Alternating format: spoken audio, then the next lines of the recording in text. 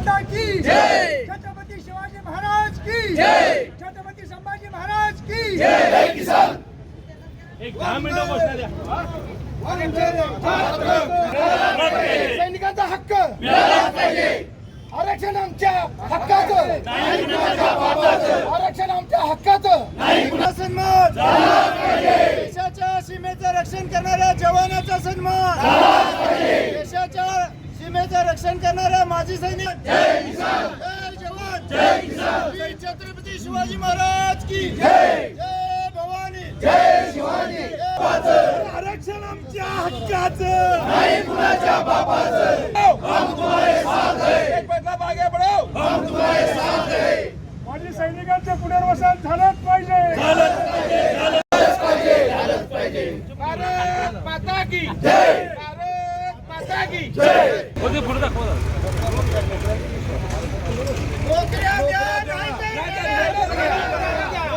आमचं नोकऱ्या घेतल्याशिवाय आम्ही जाणारच नाही, आम्ही आमच्या हक्काच्या नोकऱ्या घेतल्याशिवाय जाणारच नाही। आम्हाला हक मिळाला पाहिजे, आम्हाला हक मिळाला पाहिजे, सैनिकांचा हक मिळाला पाहिजे, आमच्या नोकऱ्या मिळाला पाहिजे, सैनिकांच्या नोकऱ्या मिळाला पाहिजे, सैनिकांचं आरक्षण मिळालं पाहिजे।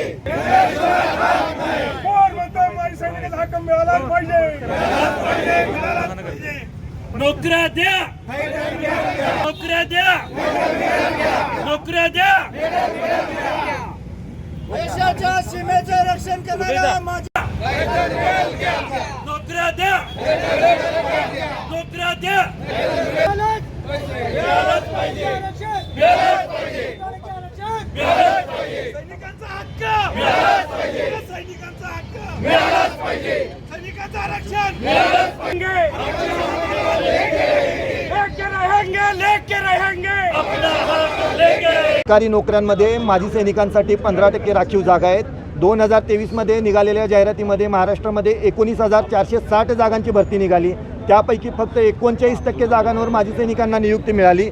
61% जागा म्हणजे एवढ्या मोठ्या संख्येने जागा रिक्त असताना माजी सैनिकांबाबत पुनर्विचार न करता एका अवर सचिवाच्या पत्राच्या आधारे सर्व जिल्हा परिषदांमध्ये माजी सैनिकांचा वाटा, माजी सैनिकांचा हक्काचं आरक्षण इतरांना देण्याचा घाट घातलेला आहे। त्या विरोधात आम्ही सातत्यानं 2 महिन्यापासून पाठपुरावा करतोय, तरी देखील जिल्हा प्रशासन, राज्य सरकार ऐकायला तयार नाही। त्यामुळे आम्ही माननीय उच्च न्यायालयामध्ये याचिका दाखल केली। उच्च न्यायालयाकडून महाराष्ट्र सरकारला एक समन्स निघालं, नोटीस निघाली 20 फेब्रुवारीला म्हणणं मांडा, पण या जिल्हा परिषदांनी त्याच्या अगोदरच या जागा कुणाला तरी विकण्याचा घाट घातलेला आहे। कारण आम्हाला बातमी लागायला लागले, लोक येऊन सांगायला लागल्यात 15 लाखाचा दर पडला आहे, 20 लाखाचा दर पडला आहे, या राज्यात चाललंय काय।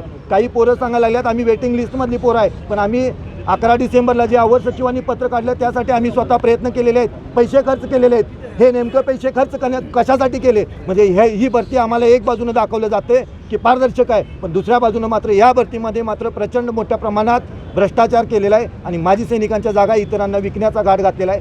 IBPS नावाच्या संस्थेच्या माध्यमातून ऑनलाईन पद्धतीने ही भरती झालेली होती, त्यामध्ये ह्या अधिकाऱ्यांना पैसे खाता आले नाहीत, त्यामुळे माजी सैनिकांच्या रिक्त जागांवर इतरांना नेमून पैसे मिळवण्याचा हा मोठा फंडा सुरू आहे। याच्या विरोधात आज कोल्हापूर जिल्ह्यातले सैनिक एकवटले असून आज मेडल परत करत आहेत आणि याच्या पुढच्या टप्प्यात सुद्धा जर या आठवड्याभरात आम्ही पाठपुरावा करू, जर थांबले नाहीत तर पालकमंत्र्यांच्या दारात मोठ्या संख्येने माजी सैनिक जाऊन आंदोलन करतील।